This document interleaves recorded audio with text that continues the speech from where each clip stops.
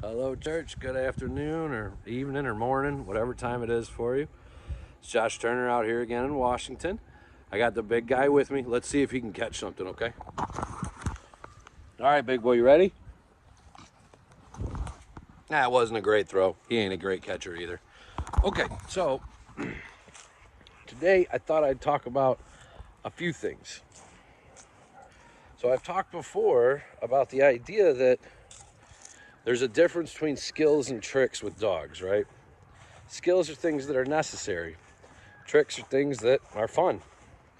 But if all your dog knows is tricks, he can easily get himself in trouble because the skills that are necessary to be able to also use those tricks aren't there. The foundation isn't there. So he may be great at agility, but when he decides that he needs to walk on a leash, he's horrible at that.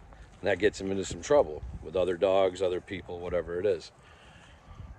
So, you way over there? Come on. He's being lazy. So, this happens with the human too, especially with the Christian, but with the human in general. So one of the things I really like, I'm really into, is anything that has to do with witchcraft and the occult and, demons and demonology and old Canaanite religions, all this stuff. I like all that stuff. Now, when I say I like it, I mean, I'm not out there worshiping these things or, praising them. What I'm saying is I like to research it. And I like to know about it. I like to think about it, right? But here's one of the problems.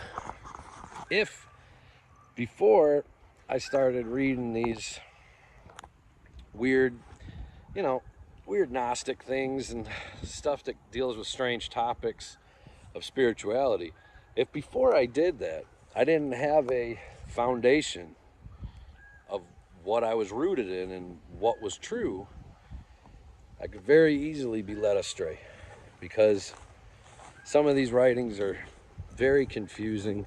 Some of them are just made up, and some of them will very easily get you into trouble with the darkness on the other side if you start indulging in them. So, it doesn't matter if you're into this kind of stuff. It's not a sin to research witchcraft. It's not a sin to want to know about strange things or other religions that don't deal with our King.